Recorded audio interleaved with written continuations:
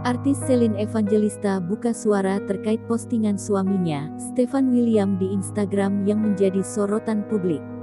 Diketahui, Stefan William tiba-tiba mengunggah sebuah postingan terkait penyesalan hidup.